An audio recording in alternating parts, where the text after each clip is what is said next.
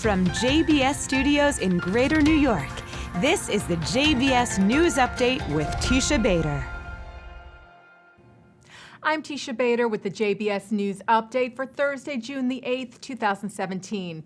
U.S. Ambassador to the United Nations Nikki Haley continues her visit in Israel, touring the country's southern and northern border areas via helicopter today, including with Gaza, where she was given a first-hand look at a Hamas terror tunnel. Haley also met with residents of communities living near the Gaza border to discuss the threats they face, as well as with IDF officials. Haley was accompanied by Israel's ambassador to the UN, Dani Danon. Yesterday, she visited the Western Wall in Jerusalem's Old City, where she was met by Western Wall Rabbi Shmuel Rabinovich, who explained the history and meaning of the holy site.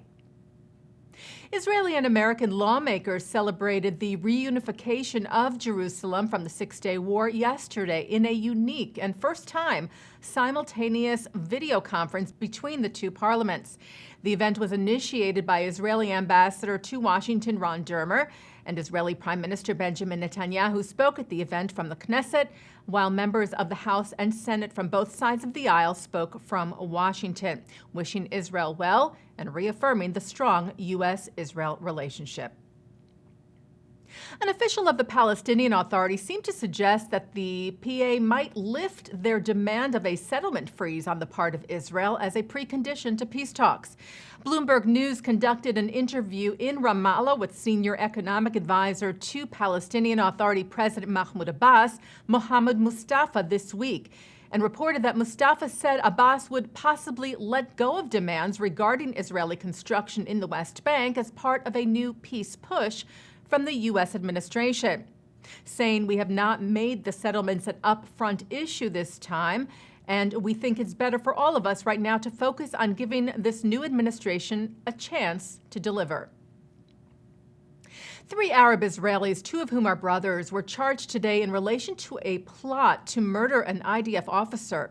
The alleged plan was said to be in revenge for the shooting death in Gaza in March of a Hamas terror chief. And overnight last night, IDF forces shut down a Palestinian weapons manufacturing factory in the West Bank. A number of Palestinian suspects were also arrested last night on suspicion of terror activities in separate raids. Legislation was introduced in the Senate this week to enhance the role of the U.S. envoy on anti-Semitism.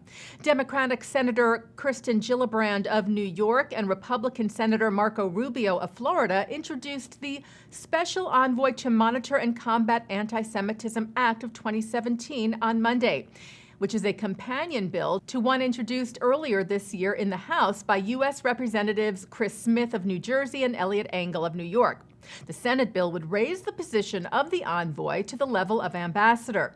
Gillibrand said that at a time of growing anti-Semitism across the globe and here at home, it is vital that we prioritize the fight against this scourge.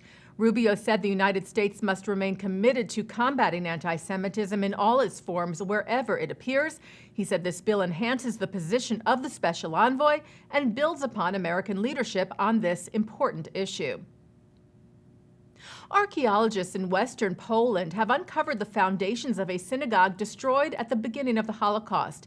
The new synagogue was built in 1865 and destroyed during Kristallnacht, the Night of Broken Glass, in November of 1938. Archaeological digs are being conducted in the area, initiated by the Bente Kahan Foundation and the local Jewish community, and are being funded through the Ignaz Bubis Prize, which was awarded to German President Frank-Walter Steinmeier.